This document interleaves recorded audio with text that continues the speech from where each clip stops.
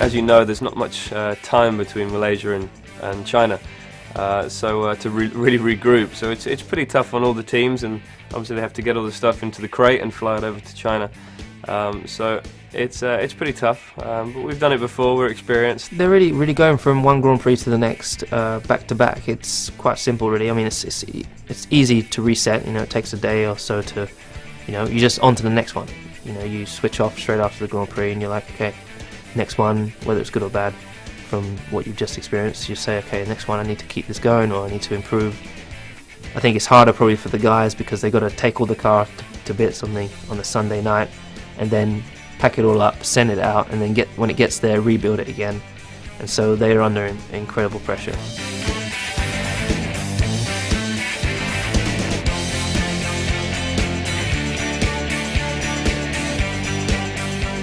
I like going to China. I think it's a great place. I love the food. I really like the people. The race is a little bit far out, but I get to go and play a golf before I get there usually, and then the track. You know, I've generally been really quick there for the last few years. Yeah, it's a fun city. You know, it's a great place if you want to go shopping and see some beautiful architecture. So yeah, you know, I enjoy going to Shanghai, and it's.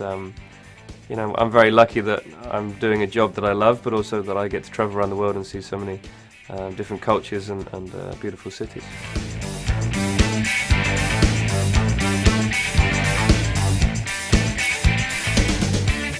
For me, the Chinese circuit is similar to Malaysia. You know, it's quite flowing.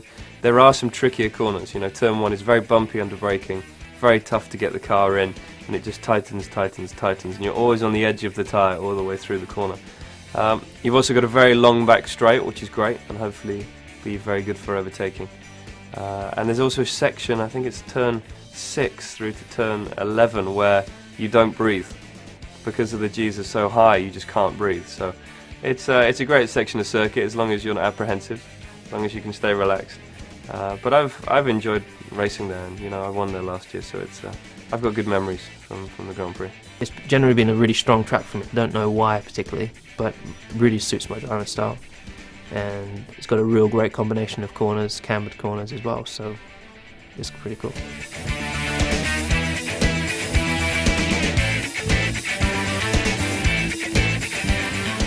There is a few opportunities because you've got to overtake, because you've got the really long back straight.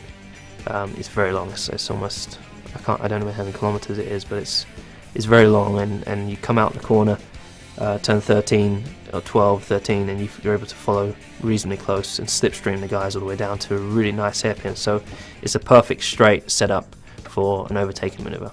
Turn 1 is very tricky because you're carrying a lot of speed into that corner, but you've also got turn 5, which is a very tough place to overtake. But when you actually make a move there and it comes off, it's a great feeling. And when it's wet in China, I mean, you can overtake anywhere. You know, around the outside, down the inside, over the top. You know, it seems that anything goes when it's wet there.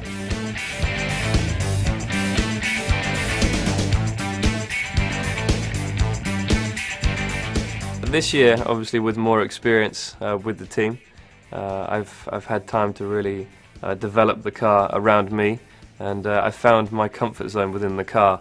Whereas before I felt like I was sitting quite high. Now I'm properly in the car, I feel a part of it, and that is so important to me. You know, I've learned so much over the years. I've been racing for 11 years in Formula 1, and you've got to always remember that you're never, you don't know everything, and you can always learn more. I mean, there's the nutrition side of things that I've started working on now that I never even thought about before. So you're trying to be the perfect driver.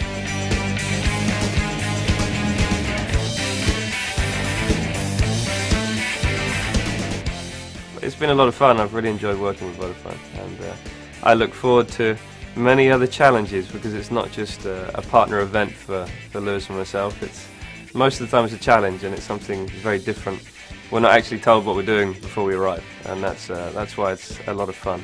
Yeah, so I'm looking forward to the next one. I'm not sure what it's going to be, but hopefully sooner rather than later.